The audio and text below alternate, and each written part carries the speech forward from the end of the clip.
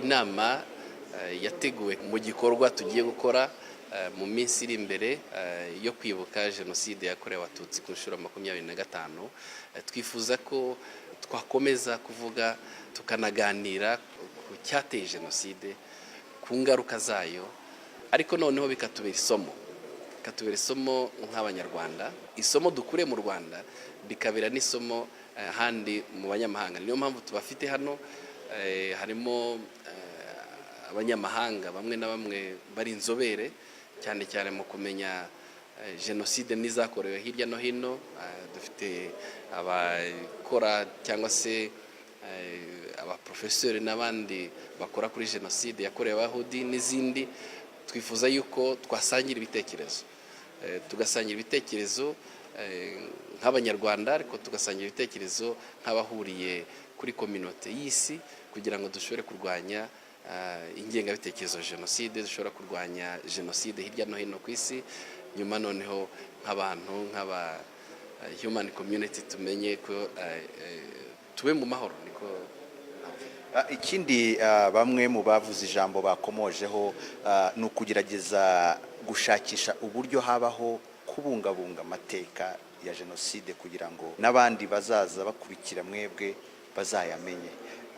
Nko mu Rwanda ni iki mukora kugira ngo ayo mateka muyabungabunge? Dukora byinshi, nkanjye nkora ku rwibutso rwa jenoside rwa Kigali. Mu byinshi dukora rero harimo gukusanya ibimenyetso cyane cyane bigaragaza uburyo jenoside yateguwe n'uburyo yashyizwe mu bikorwa. Dukusanya ubuhamya bw'abacitse ku icumu babonye jenoside, babonye nuko yakozwe, nuko yateguwe, uko bari bahari, kandi tugira n'inyandiko tukazishyingura neza bijyanye n'uburyo bugezweho, niko navuga, kugira ngo zishobore kuzakoreshwa ari iki gihe n'abashakashatsi n'abanyeshuri n'abandi bose bifuza kumenya aya mateka, ariko noneho zikanabikwa mu buryo bwimbitse bushobora kumara indi myaka 50, 100 n'iyindi, kugira ngo abazadukurikira, abuzukuru n'abuzukuruza bacu bazamenye kandi bigire ku mateka ya jenoside yakorewe abatutsi. Nubwo navuze iby'urwibutso rukora, ariko tugira inzibutso nyinshi ziri hirya no hino mu gihugu. Kuba nyinshi nabyo bifite icyo bivuze. Kuba nyinshi ni ukuvuga ko jenoside ntaho yigeze isiga mu iki gihugu cyacu. Ibyo nabyo bifite icyo bivuze, kuko niba ari nyinshi, jenoside ikaba yarabaye mu gihugu cyacu ahariho hose, ni ukuvuga ko yateguwe kandi bihagije. Yarateguwe, itegurwa haba mu mujyi wa Kigali, haba mu nkengero zayo, haba mu ntara zinyuranye z'igihugu. Ni ukuvuga yuko jenoside yafashe umwanya ukomeye, cyangwa bayiteguye bafashe umwanya ukomeye kugira ngo bayitegure, bayishyire mu bikorwa kandi bibere rimwe.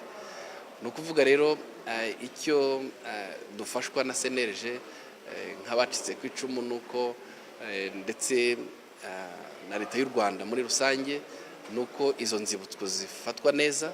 Icya mbere twagize amahirwe nuko abayobozi b'igihugu cyacu bumva kandi bakamenya yuko kubika ibimenyetso bya jenoside bituma iyo jenoside itazongera, ndetse no kurwanya n'ingengabitekerezo yayo.